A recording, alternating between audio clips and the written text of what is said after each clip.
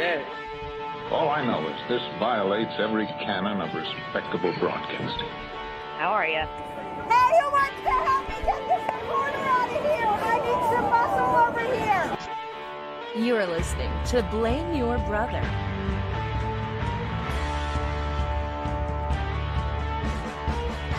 Hello. Welcome back, everyone. We are back once again. Episode 265. Wow, 265. We're getting old. We are back tonight to talk about a number of topics. I cannot wait to discuss tonight Aaron Rodgers. Anyway, I was very excited about that. We're going to say goodbye to Meatloaf, the singer, not the food. And we're also going to do the Mount Rushmore of intros, song intros, right? So it's going to be, that's a big one to unpack. And we got, other things to talk about. A little... just hang out with us next hour or so. We do this every Thursday night, 8 p.m., youtube.com/blameyourbrother. So please come hang out with us as we do it. People are rolling into the chat. We got Robin, Doug, all kinds of people are hanging out with us. So come hang out with us Thursday nights, 8 p.m. as we do this live. We'd love for you to hang out and kick it with us. We are Blame Your Brother. I'm one half of this duo. I am David, a.k.a. D-Brew, voice of people, Glenn Jackson, the spiritual midget, the immunized warrior, and this gentleman sitting over here to my left, it's John. John here. Shots fired. Shots. Get it? Yeah, anyway. It's good. Mr. Groupon, Mr. PTI, the madman. They got John Tortorella, a madman. They do have a madman. Okay, he's a madman. All right. So that's us. We are Blame Your Brother. And like I said, a lot of fun things we're going to get into today. So I cannot wait to do that. So, John, we're COVID-free for another week. And another week.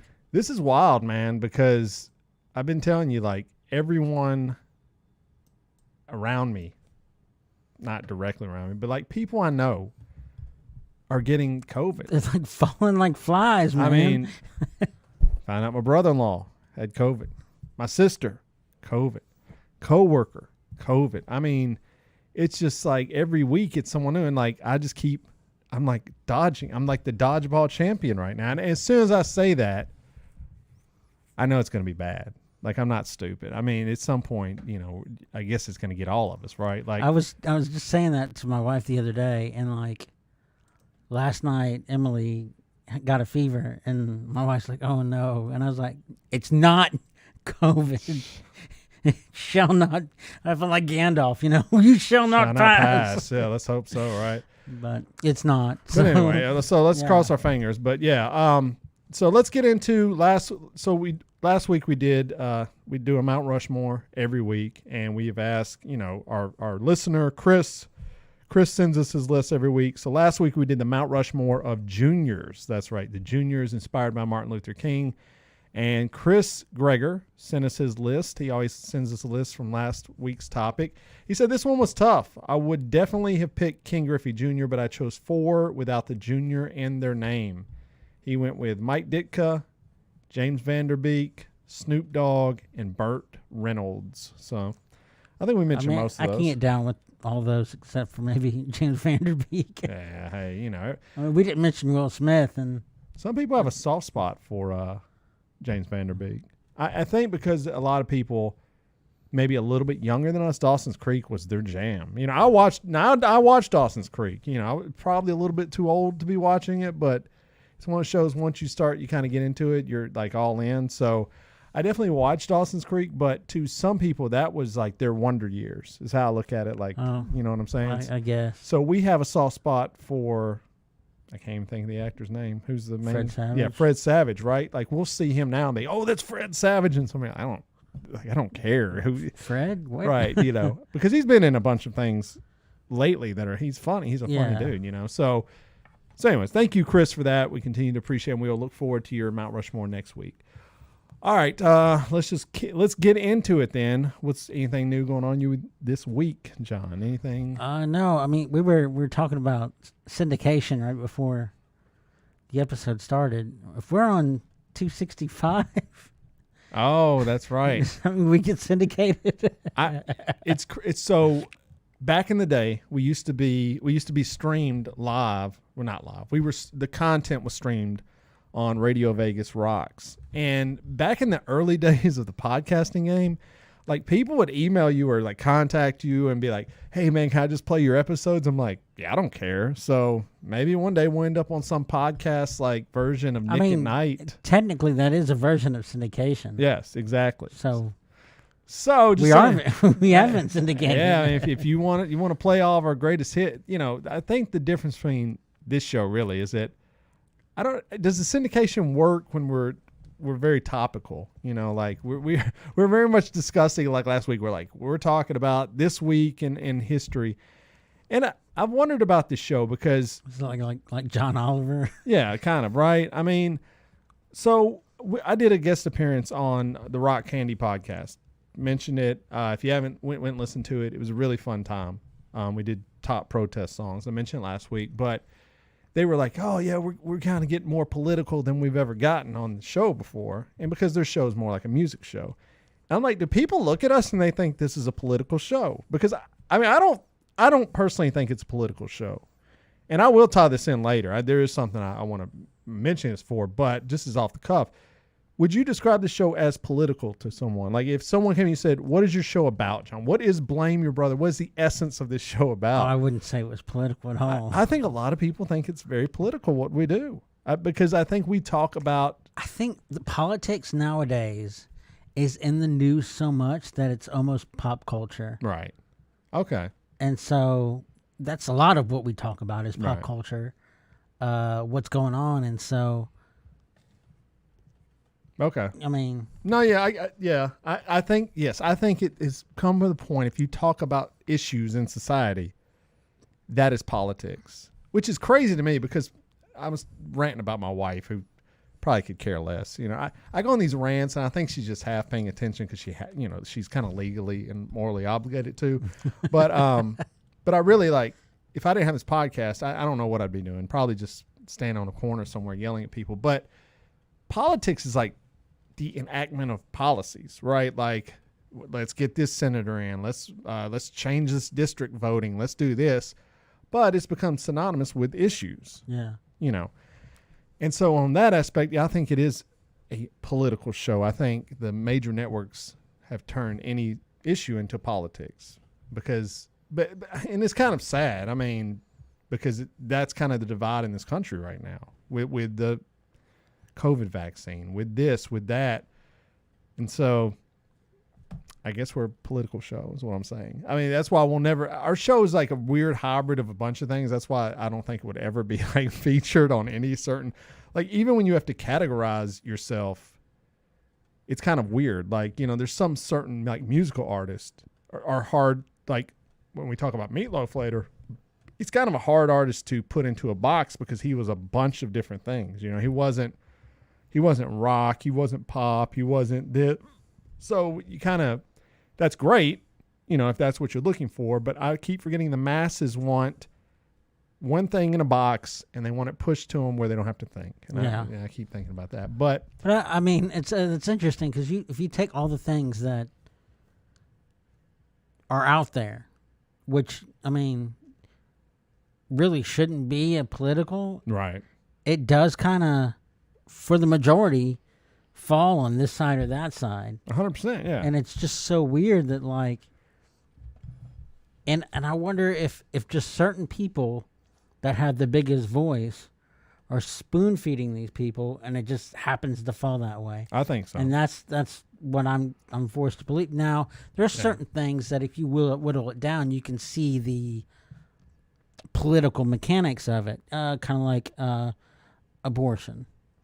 I think the reason why right-wing people are so against abortion is not so much the religious aspect of it, but it's the government-funded aspect of it.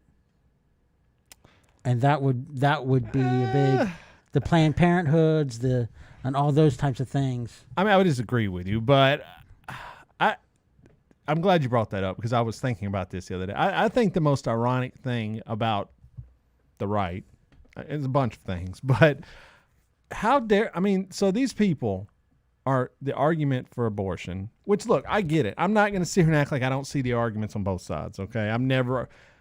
I've never said I don't understand how this side thinks this or this side. I understand both sides, right? I think sometimes people don't understand both sides, and so that's even more dangerous to having any kind of understanding. Like when you talk of universal basic income, right? I posted something online and some guy's like, that you can't do that. That's just not right. Everyone has the ability to work hard for themselves. And I'm just like, that's not true. Like that's fundamentally, it's not true. Like you can want that to be true, but it's not true. If we were all born exactly the same in the same place and the same thing, we were just, of course that would be the same. But any fool would sit here and go, can everyone make it? No, of course they can't. Not on their own. Some people are born with mental disabilities. Some people are born in situations, bad homes. Anyway, so abortion is the whole concept of women on the, and I think this is ironic on both sides. The left has said, my body, my choice, right? That's been their catch slogan. All right, gotcha. Right said, no, shouldn't happen, Now it's flipped with the COVID thing, where now the right's saying my body, my choice, and the left is saying the opposite of that. And I'm like, well, wait a minute now. Hold on.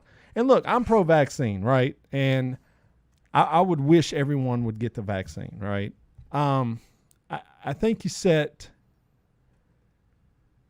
and it's see, this is the part where it's kind of tricky because anything I say might get kind of weird, but you just got to be careful with mandates from the government because a mandate is for everyone. Right. So if you say everyone has to get vaccinated, I mean, is everyone capable of getting vaccinated? I don't know that they are. I think some people can't get vaccinated. Right. There's some things that allergies, right. different aspects. And how do you write that in? You write in religious exemption. Well, that's fine. But then everyone that doesn't want to get the shot is just going to claim religious exemption, even when it's not true. So now, I get it. As far as the LDS Church, they have said that that's not a valid excuse for their members to not get vaccinated. Yeah. Wow. So the church heads have said if someone from the LDS Church says that they don't want the vaccine because of religious exemption, that's not a valid excuse for our members. So they're you would say they're pro-vaccination then, leaning toward that. I mean, I think they want the world to be cured of this thing. Right, or don't use our name to not get it. Yeah. I applaud that. That's how most religions should be. I can't understand religion was like, yeah, it's against our beliefs. Like, how so? But well, there's some. Like if Jehovah's Witness said that they were against it, based on their history, right? I would believe it. I'd be like, okay, I believe you. Because they also don't believe in donating organs, and they don't believe in getting blood transfusions. Yeah. So that's true. If that's their belief system, then that's not a far stretch. Okay. I could buy that. But as far as any other religion, well, there is a Church of Science that does not believe in, but that's so small. Once again, look, it wouldn't be 40% of the population. No, it would not. You know what I'm saying? No. And look, at the end of the day, to rather be safe than sorry, obviously, I want everyone to get the vaccine, okay? Look, as much as progressive I am, there's some things I think the government should stay out of and some we should get more involved in. I think most of us, but like you said, everything's become you're either here or you're there. If you're not with us, you're with them. You're like, well, no, I'm really, that's what's poisonous. Like you get these, especially online. If you don't agree with us on this, and this, then you're with the other side. And the other side is, well, if you don't agree with us on this, and you're just like, well, I guess I'm just like, I'm a man with no country. Yeah. I'm just wandering around. I don't want mandates. I just want people to have the common sense to go out there and get it. That's what I want. I know. I'm with you. But let's talk. We got some COVID stories this week.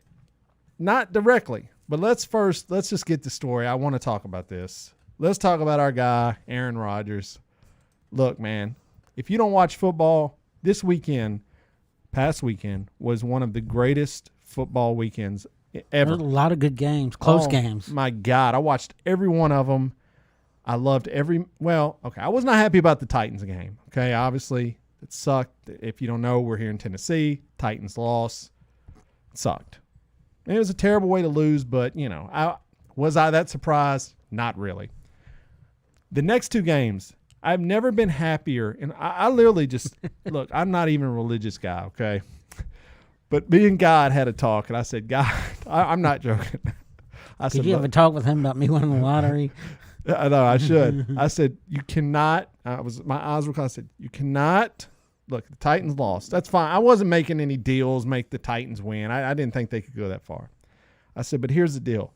If the Titans lose, Rodgers has got to lose. I cannot have a weekend where Rodgers loses Rodgers wins and the Titans lose. I just can't have it. I watched that game, and my son is a closet Packers fan, okay? And he was in there while watching me. Which one? Nick, okay. And that comeback by the 49ers, he should have filmed me. I would have been viral. The happiness that was on my I was just so happy to see this guy. And look, after the game, this guy comes out, Rodgers. He comes out and he's like, everyone was rooting against me because of the vaccine. And I'm just going to say, was part of that because of that? Yes. I will be honest with you and go, yes, part of it was that.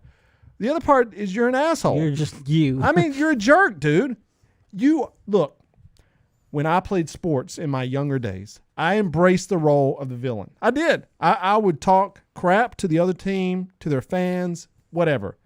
I embraced it. I never cried when I got booed. I could vouch for that. He would do this at church ball games. Yes. So yes. And I wanted it. I wanted the boos. I really did. I did not want the adulation. I wanted the boos. Okay. I was like a heel wrestler. And honestly. Now, I would never complain if we lost and the other side was happy. Yes. That's the role you play, man. That's the role, Yeah. You're not always going to win. This guy's getting on shows, John, and saying that everyone in the country was rooting against him. Why does he care? Why? How would he even know that? How would he know the whole country's rooting against him, man? That's what I'm saying. He comes out, he's talking crap about Biden. He said Biden said that this was the pandemic of the unvaccinated, and he can't speak really good, and he's pretty much a dummy. He's saying these things. This guy, I'm telling people, and I got into an online discussion with one of our listeners. He cannot come. He said he's going to leave Green Bay, which is silly because he's on the best team in football and he wants to leave to go to another team to win. Dude, you're literally on the best team. You can't go to another team, son. It's going to be the same thing. You know what? I hope you guys go to a team that has a really bad offensive line. Well, I don't know. Yes, I would hope so too. I hope he loses the rest of his games his entire career. Okay, but one of the teams mentioned was possibly the Titans. And I've said, and earnestly, if he comes here, I'm out. I will not support them. As long as he's here, I don't care. My son's like, what if he wins the Super Bowl? Then I just don't celebrate it. And I'm 100%. Because at some point, winning is important and winning is great, but some things go over winning. I cannot support this guy. So anyways, I want to get to the tweet. So after the game was over, NFL Memes puts out the tweet that says, just to be clear, Aaron Rodgers wasn't eliminated. He's just immunized from the Super Bowl. And I thought that was the greatest thing I've ever seen in my life, dude. I love it. So I hallelujah. The man's gone. Now, I do want to say this. He dates Shailene Woodley. All right. She's an actress. Yeah, she's known for Divergent movies. Young actress. Young. Yeah, fairly young. Rodgers is our age. Yeah. Anyway, that's not the point. I mean, you would have given more movies. He's in Divergent, blah, blah, blah, teen drama, teen comedy, whatever. So they come out today, and I would imagine she is probably a vaccination person. I mean, the way she looks and the role she picks, he would think. I would say she's probably more on the liberal side. He said, or she said, that they do not discuss politics in their house since they don't agree with things. And I thought, man, that is the dumbest thing I've ever heard in my life. Now, John, if you're in a marriage with someone, aren't you supposed to be talking about serious, important issues? Like, are you saying almost everything? Yeah, you can. Yes, you can't say we're not going to discuss vaccinations because, we disagree. Well, yeah, but the person you're with, I'm not saying that's to line up with everything you agree on, right? I'm not stupid. No one does that in life.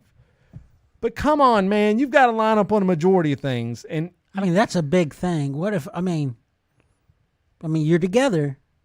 What if you have kids? Yeah. What if she wants the kids vaccinated? That's a big one. That's a big one. That's not like, oh, well, we can ignore that. No, you can't. Right. So they don't talk about it. Those people will not be together in another 2 years. There's no way. So I'm happy he lost. Great series of games. Congratulations to the Chiefs. Love to see that. Patrick Mahomes. He's now I did go slightly. He's a magical man right there. I posted 2 clips on TikTok this weekend. One of the Titans game of just Taylor Lewan just being a dope or whatever. And then I posted one of Aaron Rodgers walking off the field with me just giving some commentary about it. Because last week I said him and Aaron Andrews hug, when they interview after the shows or games, it makes me sick. I record the video. I go, you will not get to go talk to Aaron Andrews. Get out of here. You're gone. These videos, one of them got 60,000 views and the other one got like 50,000 views, dude. Let me tell you something. I've never had that many views before. Can you do the video again, but just have like over the top of it, vaccine, vaccine, there you go. I should have had that. When you get that many views on your videos, bro, you can't even pay attention to the number of comments coming in. It was like hundreds and hundreds, like 500 plus comments. You just give up. I don't know how these people go viral and just they live for it. I get it because there is a rush to it, but I don't think there's a rush if you can't engage with these people. So I don't know. It was cool. I mean, apparently every video I've ever done that's hit the most views is just me recording the TV and just talking. So I'm just going to keep doing that. Somebody says agree to disagree. I don't even know what that means. For what? I don't know. It's Chris Tortorello. She didn't really say. All right.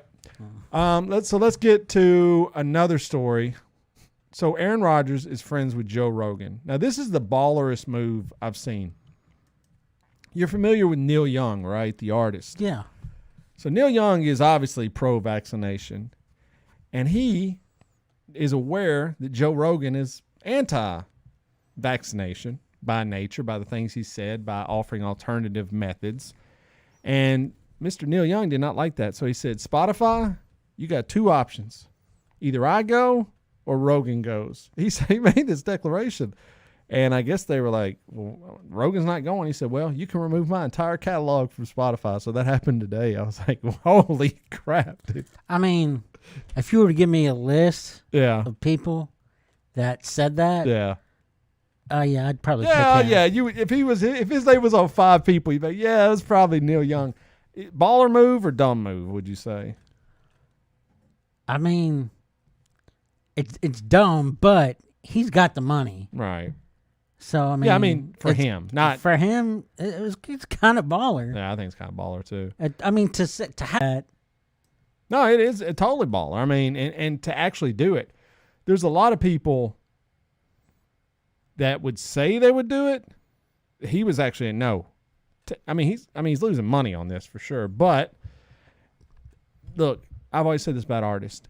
If you're going to be an artist, and this is my big thing about Rodgers, if you're going to be an artist or an athlete and you're going to get out there and start talking about topics, you have to talk about topics for the rest of your time. It's not ostrich mode. You can't go, oh, they hate me why do they hate me? Because I talked about vaccination. Yes, dude, because you brought it into the conversation. Yeah. There are players in the league. Carson Wentz is not vaccinated. We know this because he said, I'm not vaccinated. And you know what the majority of us said?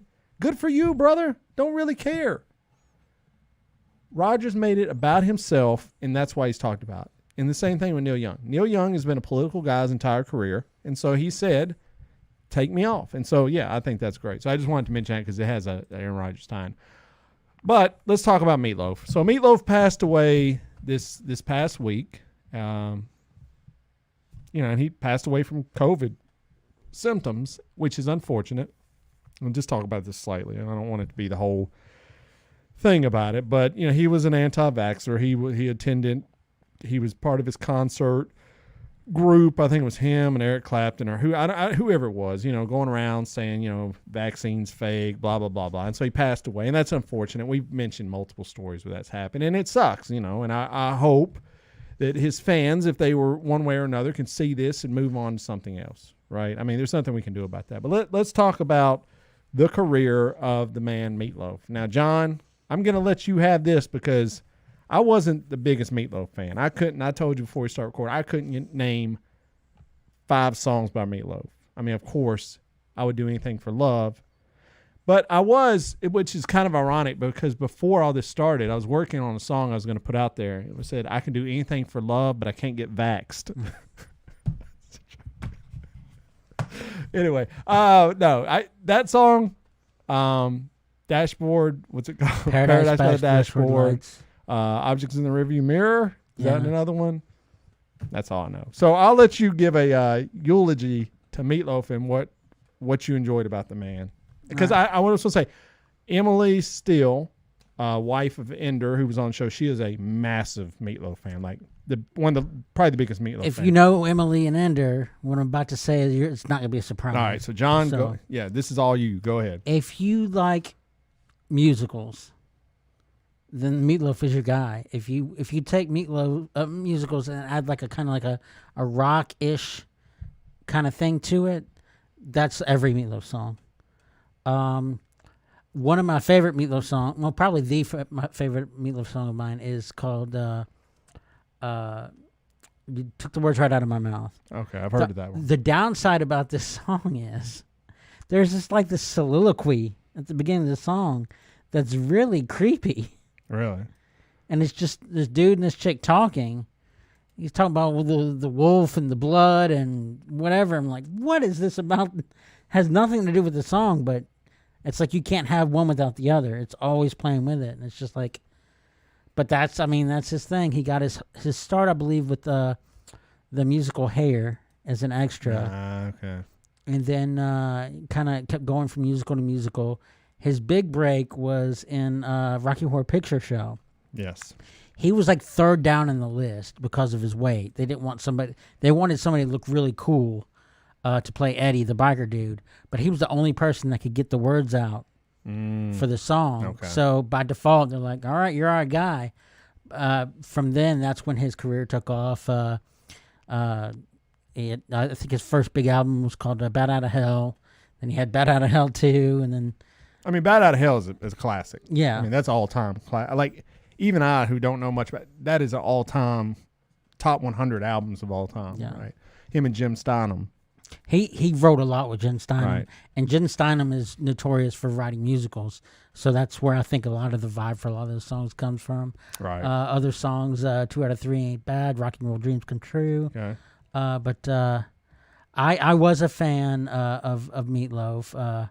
But I'm a fan of musicals, so now it kind of makes sense. Now, the music aside, yes, obviously, Rocky Horror Picture, I recognize that. But, Fight Club's one of my favorite movies. And me to sit here and go, he wasn't great in that movie. He was fantastic in that movie. I mean, he is a spark. If you've seen him, his character is a spark for an entire series of things that essentially happened. And his name was Robert Paulson. Of course, you've heard that before. And I just thought he was great in that. And as recognizable as Meatloaf is, when you're watching Fight Club, you're not really seeing Meatloaf. No, it's he really transformed into that character. You really see this guy Yes. who's going through something, and most of the movie is kind of pathetic. Yeah. But still has this kind of enduring strength to him. And he's truly, honestly, he's one of the few likable characters in the movie, if you want the truth. I mean, you break it down, he may be the only likable character in the movie, truthfully. I mean, if you really look at it. Yeah, kind of. I mean, I want to touch on something you said, and I was thinking of this on the way over here, that I was listening to a podcast where they're talking about Fiona Apple in the 90s and how image was very important to these pop stars and how her Criminal video was shot a certain way because she was very attractive, and Britney Spears and all these pop stars. And here was this guy. There aren't many rock stars that aren't super thin and attractive to some degree, right? I mean, if you really start making a list, it would be very hard to do. And here was a guy that, and I've got to respect him for that. This was a guy that said, this is the way I look, like it or don't. I don't really care. Like, this is who I look like. He never really tried to change too much, and I've got to give him respect for that. I mean, I was thinking about on the way here, how many overweight rock stars can you even name? Maybe 2. Him, John Popper from Blues Traveler. But he lost all the weight now. He's like our size. No, truly, yeah. Much for me, but no, he got the surgery, dude. So yeah, you're I right. need the surgery. But you're right. But you ain't that big, brother. But yeah, he. So yeah, only those two. You're right. But anyways, rest in peace, Meatloaf. Like I say, I just want to say, obviously the guy could sing. I'm not gonna sit here and act like when I grew up in the '90s, I could do anything for love. Yes, I've heard that song 10 million times. Is it a banger? Yes, I will admit it's a good song. You know, I'm just not a deep fan of his, but maybe I'll give him a little shot. But I just think we got to come back to it. Please, people, if you're older, and the guy lived in Nashville. Yeah. My wife really didn't want me to say anything previously. I guess it doesn't matter now, but she works at a title company and had met him, essentially. He was there, and he wasn't looking too great at the time. All right. And it was no inside secret that his health was not so great over the last few years. So, but apparently he came in, they said, what can we call you? He said, you can call me Meat, Mr. Loaf, whatever. He was seemed like he was a pretty cool guy. So rest in peace, brother. You will be missed by your fans. And I just, it sucks that everything becomes so, political and politicized that, that's kind of associated with your name. But all right, let's play a game real quick. God, I hope I hit the right one. Okay. John, we're going to play a game of Who Is This? And so if you're not watching, I will describe this at home. So what we have here is I have a woman on the left. Now, this woman is probably in her 50s or 60s. She is an overweight woman. I want you to verify if you believe this is true because I've looked into this. Now, this woman you're staring at, John, is she is a famous actress, okay? She is a famous actress. She was in in the 90s really is where she was shining bright. She's been in a Tarantino movie where she was super hot in it. And this is apparently what she looks like now because she retired from acting after a certain movie. And since that movie, she has not been seen. Now, according to what I've seen online, the Daily Sun, I believe is the public here, found her and took these pictures of her while she was out. Do you have any idea who that actress is? Could you even guess in a billion years who that actress is? Without the Tarantino clue, no. Okay, with the Tarantino clue. I'm trying to. With the Tarantino clue. To see. I'm kind of going through his catalog. John, I've looked at this image for 40 minutes today, and I'm having trouble putting this together. This is her. All right, I just got to show you, right? All right, here you go. Are you ready? Are you ready for do you have any guess before I reveal who this is in the image? Any guess? Tarantino film, not regarded as one of his best ones, but I enjoyed it. It's in the early echelon of his movies. It's in the first quarter of his movies, I would say. All right, I'm just going to show you the picture. Do you know who that is now, John? John's like, I don't even know who the actor is. Bridget Fonda. Oh, no. No. Bro, I'm just telling you. No way. They said that is Bridget Fonda. I looked into this, John. This came up on Google News. That's where. No way. I go through, if people want to know the process for this show, I go into Google News and I just look at all the news and I try to grab a couple stories I find interesting. And it said, this is Bridget Fonda. She has not been photographed. It wasn't the picture on the left, John. It was the picture on the right. It was a picture of her when she was recognizable to the public. It said, she has not been photographed in 12 years. You won't believe this. Now, I'm a sucker for clickbait, so I clicked it. And I said, okay, where's the picture? And that was the picture I went. Now, there's like 20 pictures of this image you're seeing on the left here. If you're listening to this and you're not on the live stream, you just stop the episode real quick and just Google Bridget Fonda 2022. And this is the image that will come up. It is unbelievable, John. It is unbelievable. She looks like she has gained like two of her. At least 100 to 120 pounds. And I'm being. Oh, that's more than that. You think she weighs what? 300 pounds there? In that picture, I'm guessing about 260. Okay, honestly. 260. So she's probably she probably was about 120 pounds. So that's probably she's gained about 100. Two more of her, yeah. 140. Exactly. Well, she's gained 140. No, John. Oh, yeah. No, not two more. Not two more, but still. I was like, don't make her bigger than she is, man. Can you even believe that? I need someone, if this is not true to verify, John, I'm telling you, I looked into this, and it was published by multiple news agencies. I was in love with Bridget Fonda. I don't blame you. I saw her in, name the movie, Single White Female. She was in oh shoot, I can't. Jackie Brown was the Jackie Brown's the Tarantino. Tarantino How movie. smoking hot was she in Jackie Brown? I mean, oh my gosh, she has been the hottest woman in a Tarantino movie ever. Okay, and this is what she is now. What happened, brother? I mean, if she's happy, look, if she's I just thought of the movie. The name of the movie she was in with Nick Cage. What's it called? Oh, It could happen to you. oh, John. Oh, John. Oh, that's man. bad. I'm That is sorry. bad. Hey, that was him. That was John. This is. I feel.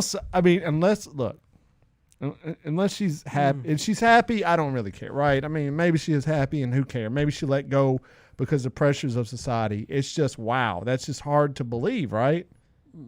I mean, but I'm sure it happens. I mean, I don't know. Anyway, I had to play that game with you, so.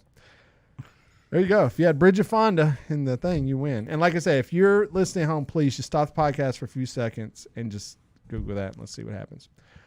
All right. Well, let's just go ahead and get to it, John. It is time for the Mount Rushmore of Song Intros. Is that what we're calling it? All right. So what, this is very tough, man, because we both love music a lot. And when I think of just beginnings of songs, so many pop in my head. I mean, because essentially the beginning of a song makes it or breaks it a lot of time. Yeah. You know, let's just be honest. So we're looking for those songs. So what was your criteria? With all me putting out the word vomit, what were you looking for? Oh my gosh, I was all over the map. At first I was thinking, okay, maybe we do one each for like a different instrument. I mean, my first thought was just most iconic, but those tended to be one specific instrument. Yeah. Well, the guitar riff is yeah. I'm with you. I did try to mix up a little bit, but at some point, it's hard. Yes, guitar riff is almost a cheat code, right? If you can write a good riff, I'm going to have at least one or two. But I tried to. Same here. I tried to break it up too. I was like, let me grab a drum one. Let me grab maybe a little soulful one, or so we'll see what happens. Yeah. So you're just looking for ones that just hit the mark. I'm going to mix it up, but I'm not promising I'm going to get every genre. Oh, I hear you. I'm not getting every genre. There's no way. So, all right. Well, John, lucky for you, you go first tonight. I'll go first. I'm going to clarify if anyone's listening at home or you're watching, this is draft style. So I want people to understand. Once John picks something, I cannot pick it. So he may pick the best one in the world. I can't pick it, and then vice versa. We go back and forth until we get to the end. So, John. And I mean, you know what I'm going to pick. I told you last week what I was going to pick. Okay, who is it? Go ahead. I mean, it's just one of the most iconic songs, period. You can hear it at games. You hear it. I mean, if you listen to any hard rock station, it's going to play it sometime during the day. All right. And that is... Are you ready? Yeah, go ahead. It's Ozzy Osbourne's Crazy Train. Yeah, that's a good one. It starts off with just him yelling, you know, all aboard, that laughter, and then bam, bam, bam, bam, bam, and it's so. I mean, forget about it, bro. I mean, like, I wish I could have been there just for the producer putting that together, because the vocal thing is awesome. Like a good vocal intro like that, which I have some on my list, but it is worth $1 million. Yeah. Yeah, that's one of those. You hear that, you know what it is. It's Randy Rhoads at the top of his game, and he died right after this. Which is crazy. Talk about great guitarists. I mean, he's up there. Oh, I mean, he didn't make our Mount Rushmore, but he is a good guitar. John, you should have put him on you. I didn't say. I mean, obviously he was a good one. And I would say this: if he hadn't died and he had a longer career, he might have actually been on the Mount Rushmore. Yeah. Life was cut short by a helicopter crash. Just tragic, man. But yes, Crazy Train. Whew, that riff it's one of the best riffs ever written. So, all right, that's a good one. All right, I'm gonna get my guitar riff one out because I got to grab this. If I don't grab it, people will be pissed. But it's one that changed my life. It's one I know anybody my age has heard it a billion times, but you cannot recognize the power of the opening chords to Smells Like Teen Spirit by Nirvana. I mean, come on, man. That that was everything. I mean, that just the way he plays it, the freaking drum beat that comes in, which is I've heard Dave Grohl talk about it. It's actually like a disco beat. Actually, it's like a gap band, and you don't really think of that until you hear him say it, and you go ba bum ba bum ba bum ba bum. That's not typical rock and roll. You know, it's crazy. That's what makes it work. You know, but just Kurt Cobain putting those chords together. I'm sure they had. I mean, he said he ripped off the chords from Boston's "Hooked on a Feeling," or more than a feeling. Well, and so here's what I would say. To me, it just makes it even more iconic. I would say this about that because no one put that together. No. And I talked about this with our friend Ender at one point. It's always funny to me when a musician is inspired by another musician or another artist, but what they're hearing is nothing like the song at all. And it's so funny because like we were in a band, I would bring in stuff and go, I remember one, I was like, I've been listening to a lot of Rolling Stones. It was a song Bad Thing. I was like, this is inspired by it. And Lee's like, sounds nothing like it. I'm like, well, in my head it does. I mean, and I think that's the same thing with this Boston thing, you know? Michael Jackson was at a party once with Hall & Oates, and he was afraid to go up to talk to them, but he eventually did. And he's like, he was apologizing to him. He said he got Billie Jean from one of their songs. And they're like, Billie Jean's a great song. Wait a minute. Which song of ours? Wait a second. It wasn't You Make My Dreams Come True, was it? No. Oh, okay. What? And I can't remember which one it was, but they were like, that doesn't sound anything like that song. And he's like, well, I'm glad you think that, but in my head it does. And so, I mean, there's a lot of, it happens a lot, but I mean, it's obviously there's ones that are way worse. I mean, Ice Baby and well, right, yeah. That's downright theft, right? But which I probably shouldn't have mentioned that song because I mean, I'm not going to pick Under Pressure, but the thing with Queen is, I don't know how many Queen songs you. Queen could have this 4 on the list. They were able to write. They could cover this whole list. The best intros ever. Yeah. So I do have some Queen. I don't have that one on it, but I could guess. I could probably guess which one you're going to pick. Right, we'll see. Yeah. I mean, they got so many. I mean, like, you just say Queen, you're like, okay, yeah. Like when I was going instrument by instrument, I had one in my head. Okay. Yeah, Queen's one where you're just like, you hear the first note and you're like, oh, okay, yeah, that's badass. And it's, okay.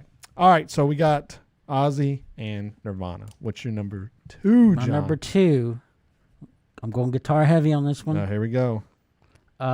It's it's super recognizable. Okay, come on. I mean, it's and it's.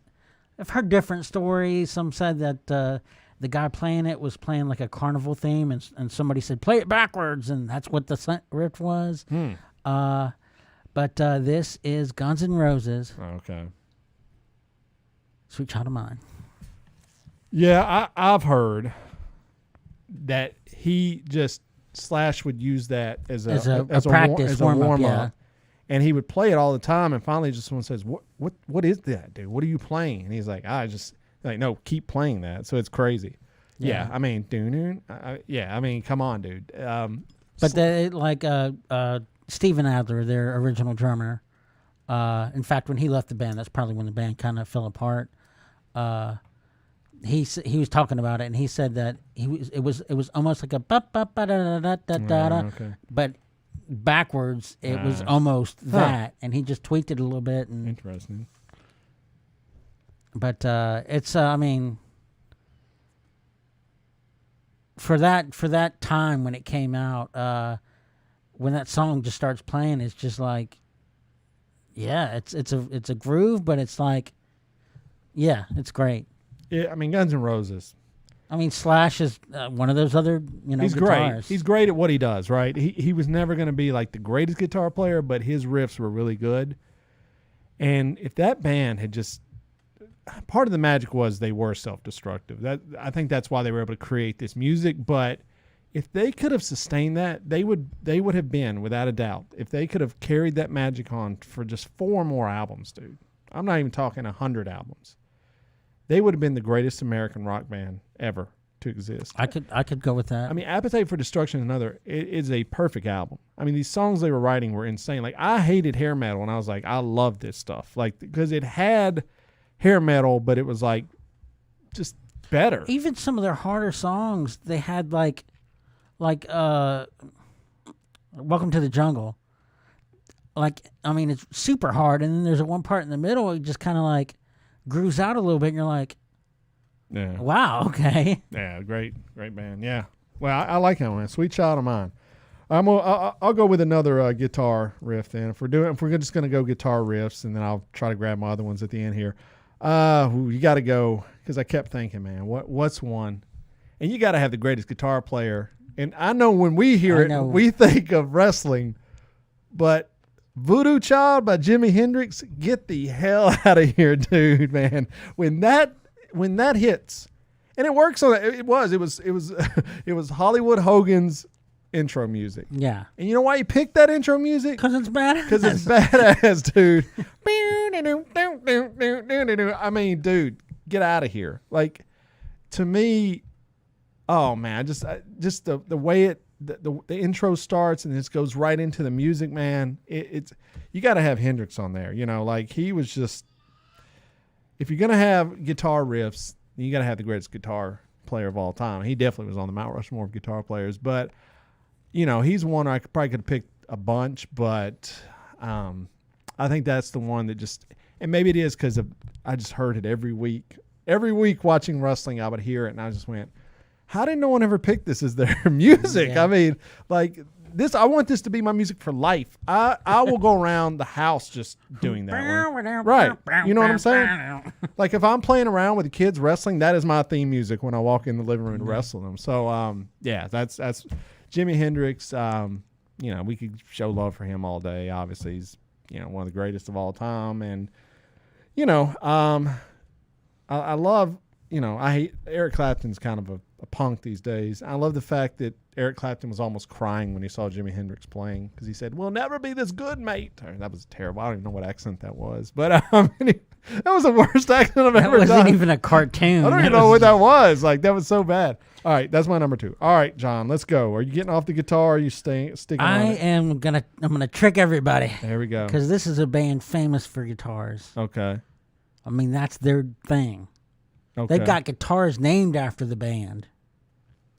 Models of guitars made after this band. Okay. But it's a keyboard intro. I'm going with Jump by Van Halen. Okay. Growing up in the 80s, my brother would play this song on this little Casio keyboard that we had all the time. And so I couldn't escape the song whether I wanted to or not. But I mean, it's high energy. You got David Lee Roth at the top of his game. And it's just like, bum, bum, bum, ba, da, da. You can't, it's just, No, you can't sit still for that. No, it's. And it's a keyboard. Yeah. I mean, when you're thinking, oh, you can't sit still for a song, you're thinking like, okay, it's jamming, it's hard. It's a keyboard. The amount of sports talk radio shows that I've heard over the years that use that as their intro is a lot to list. Yeah. Because it is, once again, it's just this great. You're right. It is. It's ironic that really, and they've had some other good ones like "Hot for Teacher" is a really good one. I mean, when I was thinking about doing these, "Hot for Teacher" starts with a drum solo, which is crazy, and that was almost my list. It almost made my list for drum songs. Right, but I knew it probably wouldn't be on your list. And if it is, you can grab it. But no, it's not. But they're another band that has some great, just killer intros. I think that's why we've listed a bunch of bands that just have stood the test of time. Like these are all bands like you're going to turn on classic rock station, you're going to hear all these songs, and that's because of this formula they're using. You know, you need a great intro. If you, I mean, especially if you look back at FM radio.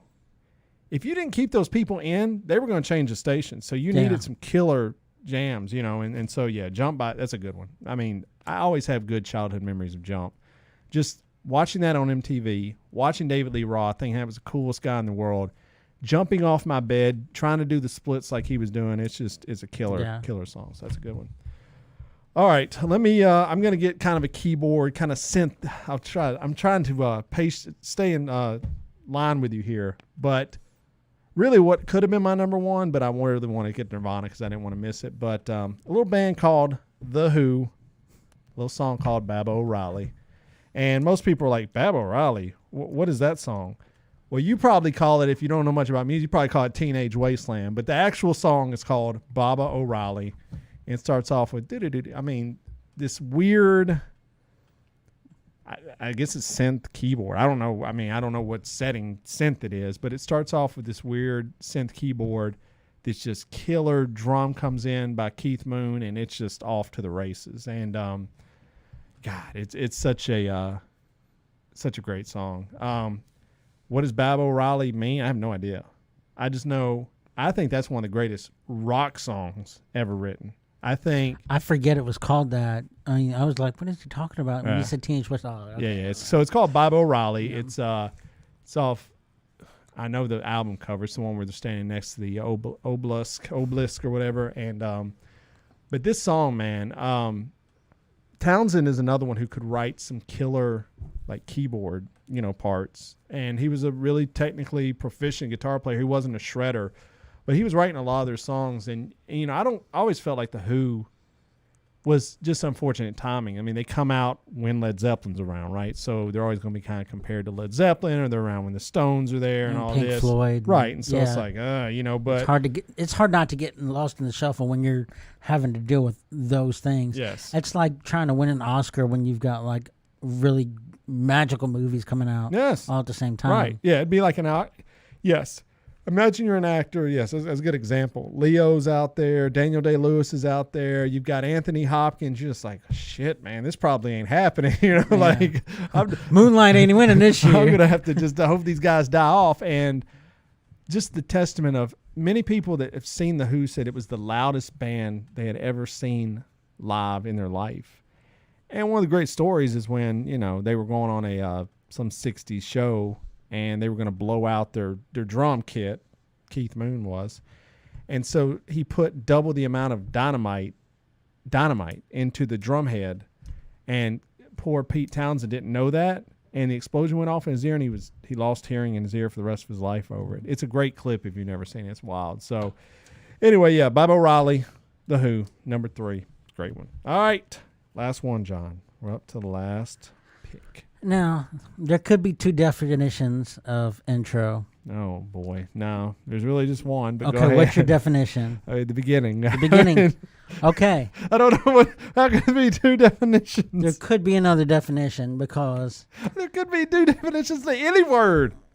Well, you have the beginning. I'm glad you said that one because if you take the other one, then I can't use this song. You could do whatever you want. Because...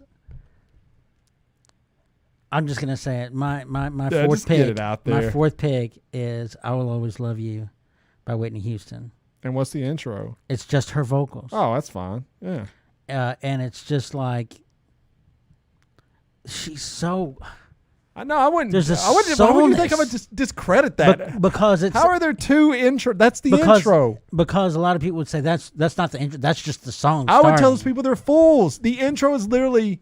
What is the first thing you hear? I'm glad you say that. When you put on the vinyl, right? I agree with you. Yeah. Oh, but some people are like, it's got to be like separate, a little bit separate from the song. Okay, I got you. And so that's why I was like trepidatious about this one. But it's such a, her voice is so, there's the sadness and haunting about it, and it's just like, it's the feels like so much. And I've talked about this song on this podcast before. Everybody knows how I feel about Whitney. Yeah, you put this in other lists, so yeah. It's just such an amazing song that if there's a list about greatest so-and-so song, if it can fit in that category, it's probably going to go in there. No, it's a great, her voice was a better instrument than most instruments. And it just cuts out of, it's just her voice, nothing else. And it's just like, it adds testament to the song that it's supposed to be just raw emotion and none of this other filibuster, just that. And I don't think you could accomplish that with any other instrument. No, I think I think that's why it works. If you come in with instruments on that, I mean, a lot of these, it smells like Teen Spirit. If you come in with like a bass line or the drums coming in first, if Ozzy, if that vocal's not there, if it's not the right way, all these songs, anything done differently, it changes the entire dynamic of the song, right? I mean, so no, I love that. That's a good pick. I wish I didn't have any vocal ones, but that's a good one. All right, man. I've just got too many. I feel like I should just stop the feed where I don't have to do number 4 because whatever I pick, I'm gonna lose something, right? I'm just trying to think. I feel the same way. But if we're going vocals, man, let's just go with a dude that's not even in the band, but we think about it. We're going Dire Straits, Money for Nothing. We all know it. I want my way to go, Sting. MTV. I mean, Sting. How did they even get Sting to be in this song? Because they wanted those notes. Okay. This is the story behind. This is a true story behind. Here we go. They wanted those notes, but they couldn't use them without Sting because "I Want My MTV" is the same notes as "Don't Stand So Close to Me." Really? Oh wow, John. Now I've learned something today, and I like learning and new music. That is why, because that song came out before "Money for Nothing." Okay. And they wanted that, but. And Sting's like, yeah, you can have it, but let me in on this. And so, good. Okay.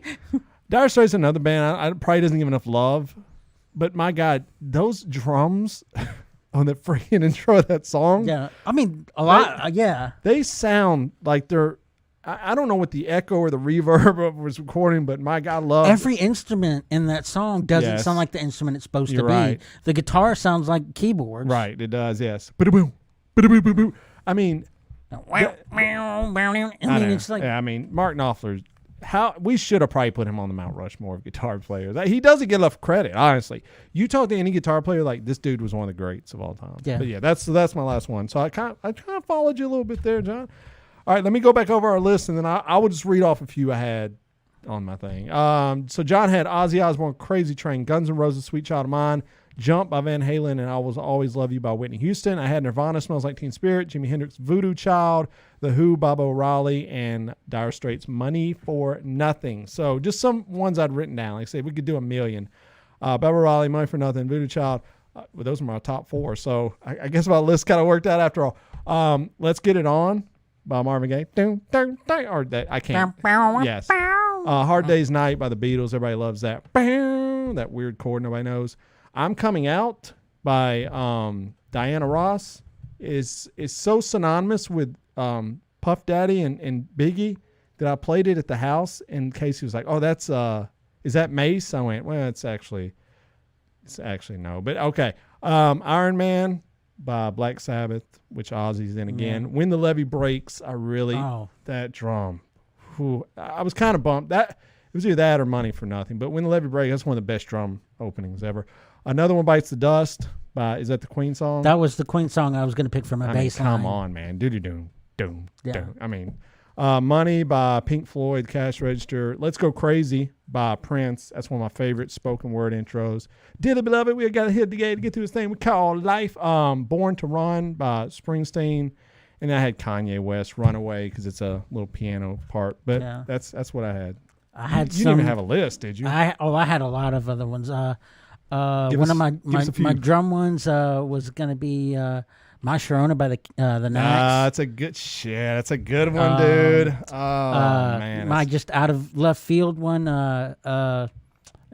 Get Your Frank On. Yeah. Missy Elliott. That's a good one. Another keyboard one that I struggled with was Blinded by the Light. That's a good one. Blinded by the Light. Yeah. Should they re-record that song where the guy's not going wrapped up like a douche? You didn't say the real words. Yes, so weird, man. I hate. That's why I hate that song. I'm like, I just can't get past it. I can't get past it, John. The man is saying "wrapped up like a douche" is what he's saying. Yeah. I know. I mean, Bruce Springsteen. He wrote the song, and he's like he joked about it. He's like, it's weird how somebody changed the song and made it about feminine products when. And it had sent it, made me all this money. Oh, I hate it. It's so weird. Another one that I struggled with as far as my guitar one, Layla by Dark and the Dominoes. That's a good one. It's a good one. Got your Eric Clapton there, too. Good one, yeah. And I mean, yeah, we could have gone all day with a lot of different bands. We could have just done a Queen one. We could have just done a Beatles one. We could have just done Hendrix. I mean, you know what I'm saying? Like, it's just so many great ones out there. So I'm looking forward to what the people have at us this week. They'll probably come with some weird stuff, but do that. Hit us up on social media. Share us your links this week. We would love to hear those. Enter Sandman. That's a good one by Sobros Network. Oh, yeah. Doug Metcalf had one, Until the End by Breaking Benjamin. Not familiar with it, but I mean, you know, that's the next generation of kids probably love stuff like that. And Glenda says Wipeout. Yeah, that's another good one. Oh, do. I mean, once again, if you say the name of the song and I can just go, this is what the beginning is, obviously iconic. So share us your list, man. Bon Jovi, no, we're not doing that, Glenda. All right, anyway. I mean, okay. Tell me the Bon Jovi one. That's so great. Living on a Prayer. Is that the beginning? No. Okay. Well, It's just like, Beat It is another really good one. Oh, Michael Jackson. Beat It. Yeah. We We dropped the ball on that one. It's too tough. We should have. Maybe we'll come back and do subsections down the road. You know? Yeah. Best guitar, best drum, because this is a fun one. All right, well, we've come to the end of the show, kids. Hopefully you guys have enjoyed hanging out with us. We appreciate everybody showed up in the chat. We got Sobros Network, man. Those guys are superstars showing up, so we appreciate you guys being here. Tell your friends about the show. You know, we release it. We'd like for people to check it out. Go follow us on all those social medias and share us your Mount Rushmore of song intros. But yeah, I do want to say real quick, and this is going to be 2 seconds. Are you watching Peacemaker yet on HBO? I am. Okay. Next week. I'm up to fourth episode. Okay. Next week, discussion on Peacemaker. I'm going to, because I want to talk about, because I absolutely love this show now. It took me a while to get into You weren't on board at first, but the first episode is tough, bro, because look, you just watch Hawkeye and you're in this world of superheroes, right? You're jumping into this entirely different world. And now I'm in that world. I absolutely love it. I love Vigilante. I think he's one of the greatest things. I love him. I'll save it for next week. But Okay. there's That's a little tease. why. I love Vigilante because I did grow up reading Vigilante anyway. All right. Next week, Peacemaker Talk. So be ready for that. But yeah, hey, go check us out on the internet at bybpod.com. That's our website where you can go get all the past episodes. All of our social media links are there. We're on Twitter, Facebook, Instagram, TikTok, YouTube. Subscribe to YouTube where you can check us out on Thursday nights. John, what about that Amazon link on the website? Hey, man, you got birthdays. You got Valentine's Day. You need more masks. Mm-hmm. You need everything. And you know you use Amazon. Go to our website first. Click on that Amazon affiliate link.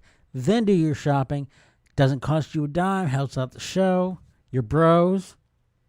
Don't be blamers. Be bros. Use the link. There you go. You cannot fight that logic there. Yes, so that's the website. Go tell your friends about the show. Leave us a rating and review on Apple Podcasts. If I was going to say iTunes, that's old. Apple Podcasts, if you haven't done that, share it with everyone on social media. And thank you guys so much. And John, with all that being said, is there anything else? Don't blame yourself when you can blame your brother. Oh, we could have put our own show intro as one of the best intros of all time. Bye-bye.